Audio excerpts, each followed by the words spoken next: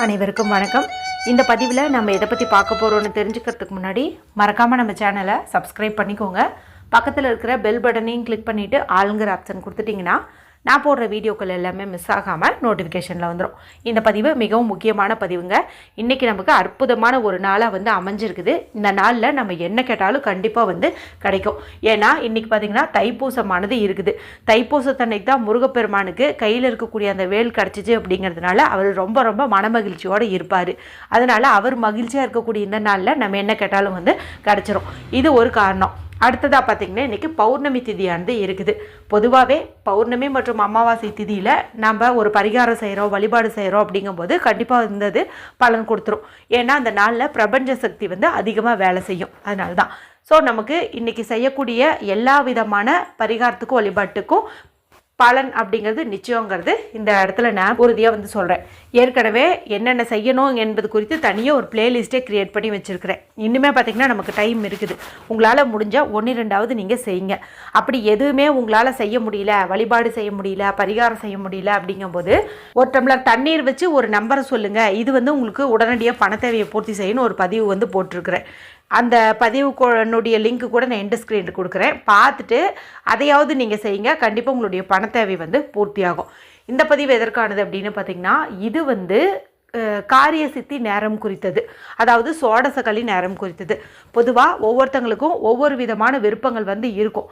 அந்த விருப்பம் நிறைவேறுவதற்காக தான் நிறைய முறை நம்ம வழிபாடு செஞ்சுருப்போம், பரிகாரம் செஞ்சுருப்போம். ஒரு சிலருக்கு பலன் கிடைச்சிருக்கும், ஒரு சிலருக்கு கிடைக்காம கூட போயிருக்கும்.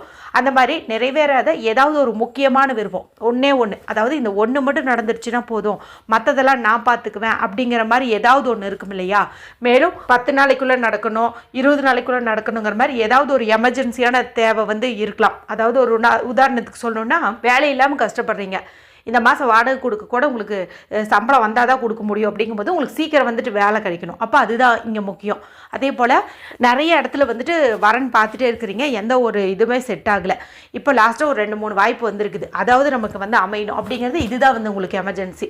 இது மாதிரி சீக்கிரமாக நடக்கணும் அப்படிங்கிற ஏதாவது ஒரு இன்டென்ஷனாக மைண்டில் செட் பண்ணிவிட்டு இந்த ஒரு விஷயத்தை நீங்கள் செய்யணும். ஏன்னா இந்த சோடசக்கல்லி நேரத்தை பொறுத்த வரைக்கும் மொத்தம் 2 மணி நேரம் இருக்கும். அந்த 2 மணி நேரத்துலையுமே நம்ம மனதை ஒருநிலைப்படுத்தி ஏதாவது ஒரு இன்டென்ஷனை மைண்டுக்குள்ளே நிறுத்திக்கிட்டு அது நடந்துட்ட மாதிரி கற்பனை பண்ணினாலோ இல்லை நடக்கணும்னு சொல்லி இறைவனிடம் வேண்டிக்கிட்டாலோ கண்டிப்பாக நடக்கும்னு சொல்லுவாங்க.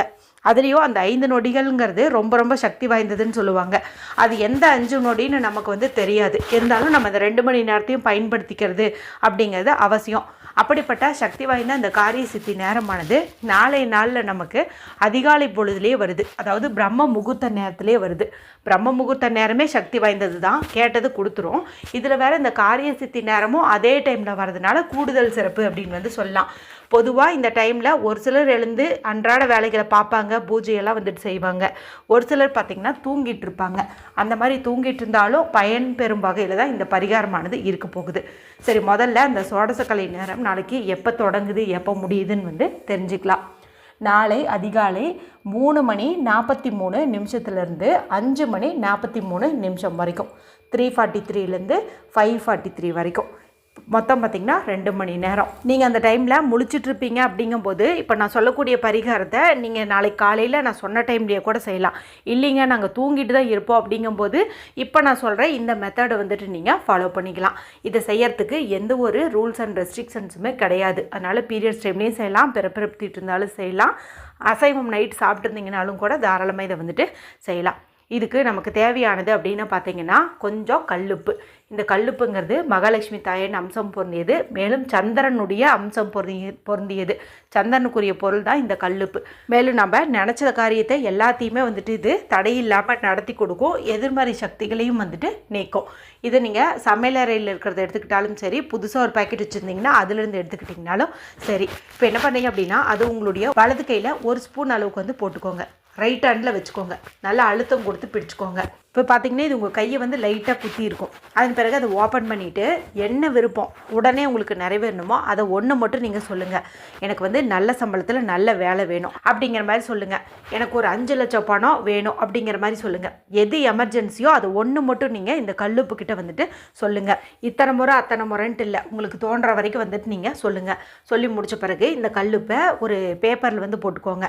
முடிஞ்ச அளவுக்கு எதுவுமே எழுதாத ஒரு அன்ரூல்டு ஒயிட் ஷீட்டு இந்த மாதிரி ஒரு பேப்பரில் போடுறது நல்லது. ஏன்னா அதில் அது இது எழுதிச்சுன்னா அதனுடைய தாக்கங்கள் இந்த உப்புக்கு வரும். அதனால் பியூரான சீட்டாக இருக்கிறதுல நம்ம வைக்கிறது முக்கியம். இப்போ இதில் வந்து வச்சுக்கோங்க. இப்போ இந்த பேப்பரை வந்துட்டு நீங்கள் மடிச்சுக்கோங்க. மடிச்சுட்டு நைட்டு தூங்கும்போது உங்களுடைய தலகாணி கடியில் வச்சுட்டு தூங்குங்க. இன்றைக்கி நைட்டே பார்த்திங்கன்னா நிம்மதியாக வந்துட்டு நீங்கள் தூங்குவீங்க. மேலும் நான் சொன்ன அந்த சோடசக்கலை நேரமுமே பார்த்திங்கன்னா நாளைக்கு காலையில் கிராஸ் ஆகி போகும். அப்போது அதனுடைய எனர்ஜியும் வந்துட்டு இந்த கல்லுப்பானது ரிசீவ் பண்ணி வச்சுக்கும். இப்போ காலையில் எழுந்ததும் அந்த கல்லுப்பை என்ன பண்ணுறீங்க அப்படின்னா ஒரு பாத்திரத்தில் தண்ணீர் பிடிச்சி அதில் வந்துட்டு இதை கரைச்சி விட்டு வாஷ் பேசன் சிங்க்கு சுத்தமாக இருக்கும்போது இதை நீங்கள் அப்படியே வந்துட்டு ஊற்றி விட்டுருங்க. ஒரு வேளை நான் சொன்ன மாதிரி அந்த 3:43 5:43 வரைக்கும் நீங்கள் முழிச்சிட்டு இருந்தீங்க, பிரம்ம முகூர்த்த பூஜை பண்ணுறவங்களா இருக்கிறீங்க அப்படிங்கும்போது அந்த சமயத்தில் இதே மாதிரியே உங்களுடைய வலது கையில் இந்த கல்லுப்பு வச்சுட்டு உங்களுடைய விருப்பத்தை மட்டும் நீங்கள் அப்படியே வந்துட்டு சொல்லுங்கள். நிறைவேறின மாதிரி கற்பனை பண்ணுங்கள். அதன் பிறகு அதாவது அந்த டைம் முடிஞ்ச பிறகு 5:43க்கு மேலே நீங்கள் இதை வந்துட்டு தண்ணீரில் வந்துட்டு கரைச்சிருங்க. இப்படி உங்களுடைய வசதிப்படி நீங்கள் இதை பண்ணலாம். ஆனால் எப்படி பண்ணிங்கனாலும் பலன் அப்படிங்கிறது நிச்சயம். அனைவரும் செஞ்சு பலனடையுங்க.